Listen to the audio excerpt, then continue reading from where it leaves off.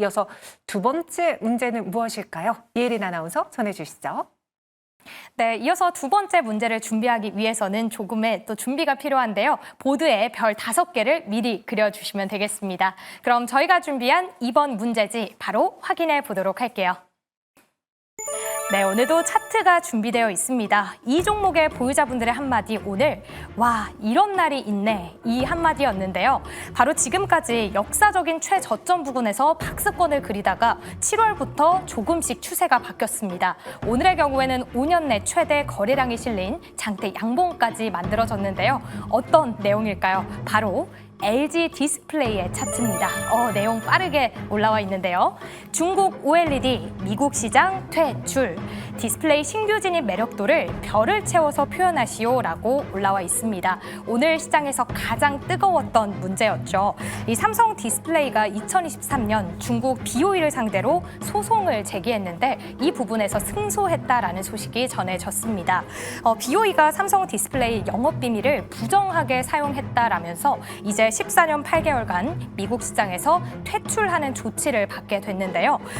아직 판결이 확정된 건 아니지만 BOE, 애플에서 상당한 지금 비중이 높은 상황입니다. 그렇기 때문에 앞으로 새롭게 나오게 될 아이폰 시리즈 그리고 메타 스마트 글라스 등 향후 출시될 그런 제품에서 BOE의 패널이 배제될 가능성이 높다라고 전문가들은 평가를 하고 있는 상황입니다.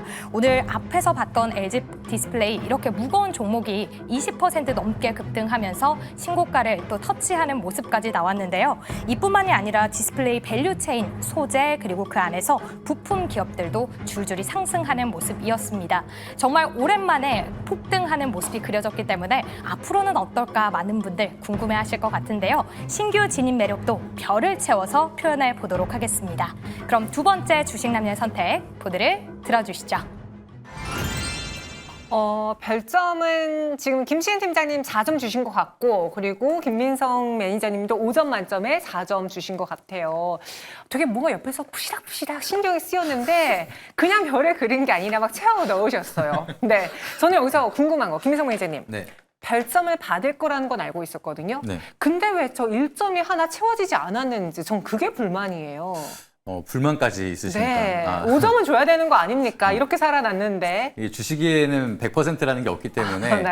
그래도 리스크 관리는 해야 돼서 제가 너무 강력하게 말씀을 드리면은 지금 당장 사실까봐 약간의 좀 보수적인 관점을 약간 섞어서 말씀을 드린다라고 보시면 좋을 것 같고요. 네. 그리고 이제 중요한 게 LG 디스플레이에 대한 좀 모멘텀이 오늘 좀 부각이 되긴 했는데 지금 삼성 디스플레이에 대한 소송 때문에 반사수혜로 LG 디스플레이가 좀 수혜를 받는 상황이기도 합니다. 그래서 약간 아쉬운 게 오히려 삼성 디스플레이가 상장이 되어 있었다라고 하면 저는 별 5개를 주고 싶은데 직접적인 연관이 있는 건 아니고 앞으로 그럴 것이다라는 기대감에 상장된 기업들이 많기 때문에 그러면은 뭐 직접적인 실적을 받을 수 있는 이제 소재라든지 부품주들은 있습니다. 근데 그런 기업들보다 이번 모멘텀으로 대장 역할을 할 수가 있는 게 바로 삼성 디스플레이인데 그 부분이 없어서 약간은 테마적으로 움직이는 경향도 있다. 저는 이렇게 생각을 하고 있어서 그래서 별점을 5개 주기보다는 그래도 리스크 관리는 필요하다. 이 부분을 좀 강조를 드리고 싶어서 오늘은 한 4개만 정도 드렸다라고 보시면 좋을 것 같습니다. 실제로 LG 디스플레이의 경우에는 패널이 좀 고가형 패널에 들어가고 삼성 디스플레이가 저가형이다 보니까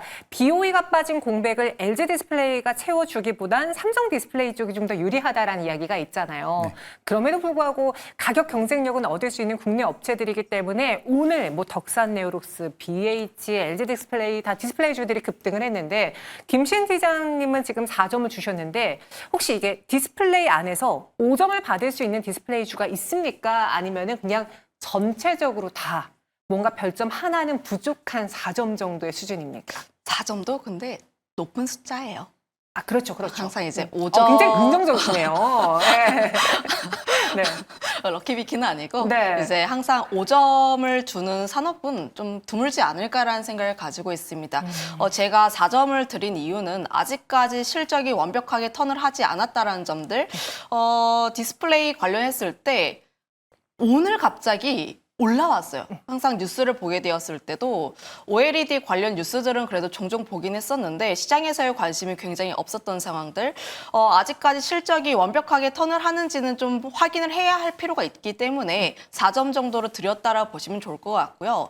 다만 이슈에 대한 무게를 생각했을 때 연속성은 좀 강할 수 있지 않을까라는 생각을 가지고 있습니다.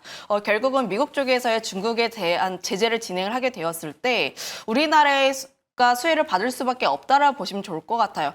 특히 디스플레이 업계 같은 경우가 사실은 LCD에 있었다가 중국 쪽에 밀리면서 OLED로 넘어왔던 상황들, 특히나 LG 디스플레이 같은 경우에는 LCD에서 OLED로 전환하면서 중국 때문에 몸살을 굉장히 많이 겪었던 기업 중 하나라고 보시면 좋을 것 같아요. 그런데 물론 최종 판결 우리가 확인을 해볼 필요가 있긴 하지만 다만 거기에서 LG 디스플레이가 수혜를 많이 받는다라고 가정을 하면 앞으로 나올 수 있는 추가 상방은 크게 열려 있을 수 있지 않을까라는 생각을 가지고 있습니다. 사실 디스플레이 같은 경우도 굉장히 아쉬웠던 게 삼성 디스플레이가 상장만 되어 있었더라면 디스플레이가 이렇게까지 외면을 받지 않았을 텐데 이런 생각을 많이 있었는데 그래도 지금 미국의 중국을 제재하면서 나올 수 있는 가정은 그럼 우리나라도 OLED에 더 투자를 할 수 있지 않을까? 그럼 소재라든지 장비라든지 이런 쪽에서의 순환매 흐름들이 추가로 더 나올 수 있지 않을까라는 생각을 가지고 있어서 계속해서 관심 있게 볼 필요는 있다라는 생각을 가지고 있어요. 다만 지금 단기간 급등한 종목군들이 굉장히 많습니다. 10%에서 20% 특히나 LG 디스플레이 이 무거운 종목이 20% 넘게 올라왔고 실제 지금 전고점 부근 라인대에 딱 맞닿아 있는 상황이라 보시면 좋을 것 같아요. 사실 이 라인대를 어떻게 뚫어주는지 여부가 가장 중요하고 네. 거기에서의 흐름들이 어떻게 진행되는지에 따라서 관련 종목군들의 변동성을 크게 나눌 수가 있긴 한데 지금 이 약간의 쉬어감은 좀 있을 수가 있습니다. 워낙 급등을 많이 했다 보니까 좀 초반에 흔들기를 진행할 수도 있고요. 이런 흔들기가 나올 수가 있긴 한데 눌림이 나왔을 때 그래도 관심 있게 봐야 하는 종목군은 맞지 않을까라는 의견도 드려보도록 할게요. 김수현 팀장님 말씀처럼 사실 디스플레이주가 별점 4점을 받는 게 흔치 않은 일이잖아요. 정말 여기서도 대단한데 저는 그래도 그 1점이 비어있는 게 너무 아쉽거든요. 근데 최근에 디스플레이주들이 움직였던 그 때를 생각해 보자면 아이폰의 폴더블폰, 애플 폴더블폰 출시될 거다. 그 이야기 나오면서 먼저 덕산네오록스 오른 적 있었어요. 만약에 진짜 출시가 되면은 여기서 못 채워졌던 별점 1점까지 더 채워서 5점짜리 디스플레이주가 될 수 있습니까? 저 같은 경우는 이제 폴더블 폰은 내년에 이제 나온다라고 얘기를 하고 있는데 네. 거기에 대한 모멘텀 이어진다라고 하면은 충분히 5점도 가능하다라고 좀 바라보고 있고요. 그리고 5점이 아예 없진 않습니다. 이제 5점을 줄 수 있는 종목이 저는 있긴 한데 그러면 이제 말해요.